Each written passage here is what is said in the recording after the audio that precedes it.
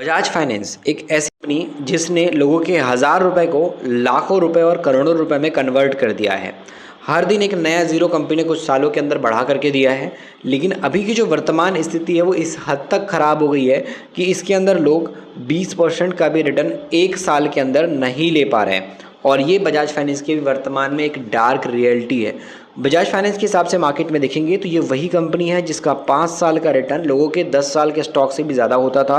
और कंपनी ने पिछले 20 साल के अंदर लोगों को लाखों करोड़ों रुपए का प्रॉफिट निकाल के दिया है।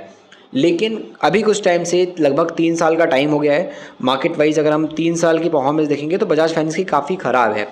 लेकिन इन 3 साल में आपको लग रहा होगा कि यहाँ पे तो डीआईएस वगैरह जितने भी इन्वेस्टर हैं, जो भी बड़ी बड़ी कंपनीज़ हैं, म्यूचुअल फंड है, इंश्योरेंस है, पेंशन फंड है, सब बजाज फाइनेंस को बेच रहे होंगे। लेकिन इसका उल्टा हो रहा है। जितना ज़्यादा बजाज फाइनेंस अभी गिर रहा है, जितनी ज़्यादा गिरावट इसके अंदर आई है और कब से ये जो है लो प्राइस पे है, उतना ही ज़्यादा बड़े इन्वेस्टर की जो बाइंग है वो बजाज फाइनेंस के अंदर चल रही है। तो कहीं ना कहीं अगर हम देखें तो गिरावट जितनी हो रही है उतना ही ज़्यादा बजाज फाइनेंस में जो डीआईएस है वो अपनी बाइंग कर रहा है। और उसको मैं परसेंटेज वाइज अगर आपको दिखाऊं तो यहाँ पर आप देख पाओगे कि डीआईएस की स्टेक समय के हिसाब से 3 महीने, 6 महीने और 9 महीने के डेटा के अकॉर्डिंग अगर हम देखेंगे तो यहाँ पर आपको नज़र आएगा कि 14% यहाँ पर जो है 14%, 3 महीने बाद 15% जाता है और 6 महीने बाद यही 14% यहाँ पे 15% में भी और स्टेक बढ़ा देता है। तो डीआईएस का जो इन्वेस्टमेंट है वो टाइम के अकॉर्डिंग आपको इंक्रीज़ होता हुआ नज़र आएगा कि किस तरीके से डीआईएस इसमें समय के साथ बढ़ा है। 11 से 12%, 12 से और 12.5%, 13%, 14%, ऐसे करते करते आज स्टेक आज इसमें आप 15% का डीआईएस का देख रहे हो। कौन कौन बाय कर रहा है, किस किस का इन्वेस्टमेंट है, तो सबसे पहले तो यहाँ पर आपको नाम नज़र आएगा एसबीआई म्यूचुअल फंड का। इनका इन्वेस्टमेंट समय के साथ में थोड़ा सा अभी कम हुआ है।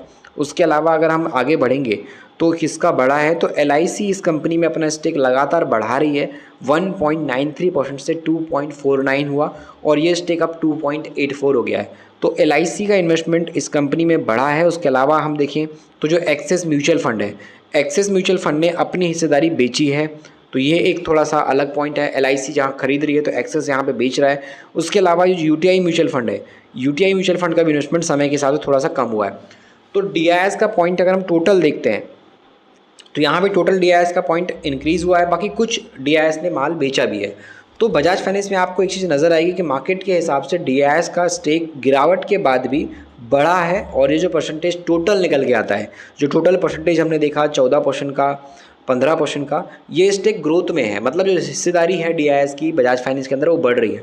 तो उस पॉइंट पे आपको चीज़ें थोड़ी सी सर्च करनी चाहिए, समझना चाहिए बजाज फाइनेंस के बारे में कि आखिरकार क्यों, ऐसा क्या है इसके अंदर, बजाज फाइनेंस के अंदर, कि डीआईएस इसको अभी भी बाय कर रहा है। गिरावट तो बहुत लंबे वक्त से हो रही है, मार्केट अभी गिर रहा है, लेकिन मार्केट गिरने के पहले से बजाज फाइनेंस गिर रहा है। लेकिन उसके बाद भी डोमेस्टिक इन्वेस्टर इस कंपनी के शेयर को नहीं बेच रहा है, उल्टा होल्डिंग रख रहा है और अपने स्टेक को बढ़ाते जा रहा है। तो कंपनी की वैल्यू इसलिए क्योंकि कंपनी का मैनेजमेंट बहुत स्ट्रांग है, मार्केट में प्रेजेंस काफ़ी हाई है, प्लस फाइनेंस सेक्टर के अंदर अगर आप सबसे बड़ी कोई प्राइवेट कंपनी देखते हो तो बजाज फाइनेंस ही है जो सबसे बड़ी कंपनी है फाइनेंस सेक्टर के अंदर। दूसरी चीज़, इसने इन्वेस्टर को काफ़ी बड़ा रिटर्न निकाल के दिया और आज के टाइम पे इसका मार्केट कैप जो काफ़ी बड़ा है। तो उस पॉइंट पे एक लार्ज कैटेगरी की ब्लू चिप जो हाई क्वालिटी वाली कंपनी, जो वैल्यूएबल कंपनी बोलते हैं लार्ज कैटेगरी की, उसमें इसको गिना जाता है।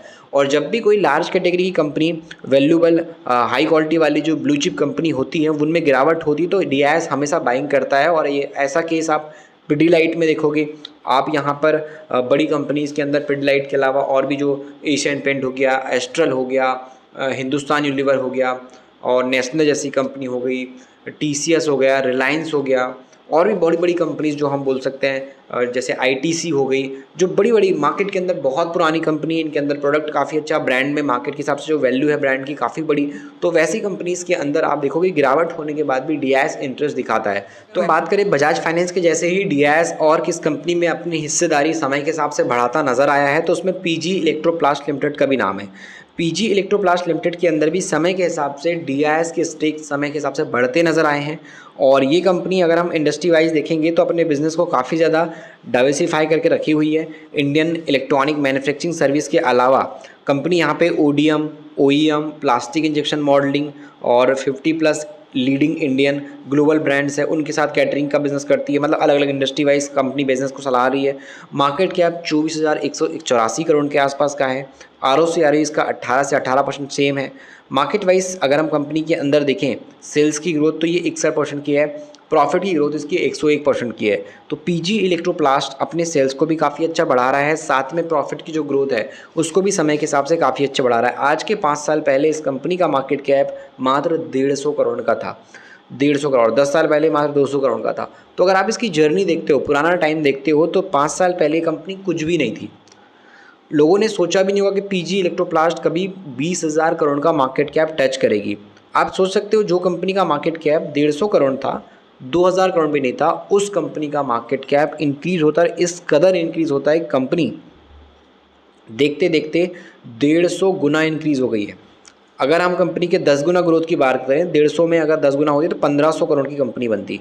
लेकिन अगर 100 गुना कंपनी हो रही तो 15,000 करोड़ की हो रही। तो उस हिसाब से अगर आप देखो तो 20-25,000 करोड़ का कंपनी का मार्केट कैप है। मतलब आज के टाइम पे कंपनी 150 गुना कंपनी ने अपने मार्केट कैप को बढ़ा दिया है। तो ग्रोथ तो कंपनी में हुई है और यही रीज़न है कि 3 महीने के अंदर 0% का रिटर्न है। ना तो इन्वेस्टर प्रॉफिट में है और ना ही इन्वेस्टर लॉस में है, लेकिन 6 महीने वाला इन्वेस्टर अभी भी इसमें 39% के प्रॉफिट में बैठा है।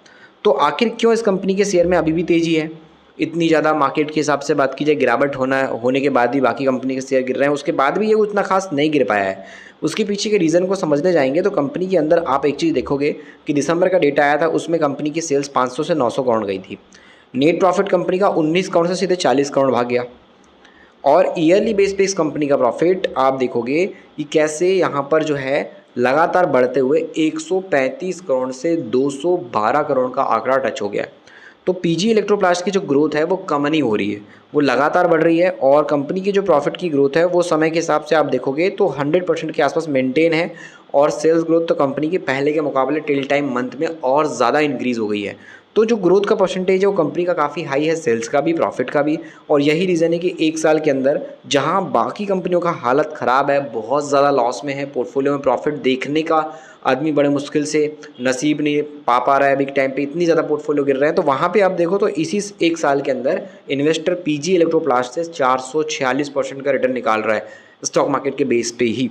तो यहाँ पे काफ़ी शॉकिंग चीज़ है कंपनी की ग्रोथ के हिसाब से, क्योंकि इसके अंदर जो समय के हिसाब से ग्रोथ आई है वो काफ़ी बढ़िया है। अगर आप कैश फ्लो पे देखने जाओ तो वो पॉजिटिव है, अगर आप ROC को देखने जाओ तो वो भी पॉजिटिव है। उसके अलावा दिसंबर की होल्डिंग को देखने जाओगे तो यहाँ पर 49% प्रमोटर हैं, FIS का स्टेक 10% है और DIS का स्टेक समय के हिसाब से 9.80% से बढ़कर के 16.22% हो गया है। तो अगर आप देखो तो यहाँ पे 9% से 16% DIS हो गया, काफ़ी बड़ा स्टेक इसमें बढ़ गया समय के हिसाब से और लगातार हिस्सेदारी इसमें बढ़ी है।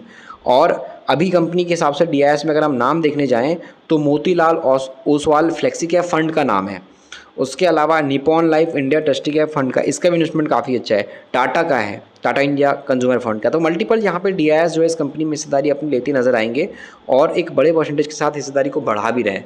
तो उस हिसाब से आप चाहो तो पीजी इलेक्ट्रोप्लास्ट को ध्यान रख सकते हो। बाकी कोई बाय करने की एडवाइस नहीं है, इसको हमने एक नॉलेज के पर्पज़ पर डिस्कस किया है। तो मार्केट के हिसाब से आपका जो फोकस है ये 2 कंपनीज पे भी definitely Bajaj finance plus PG Electroplast पे होना चाहिए।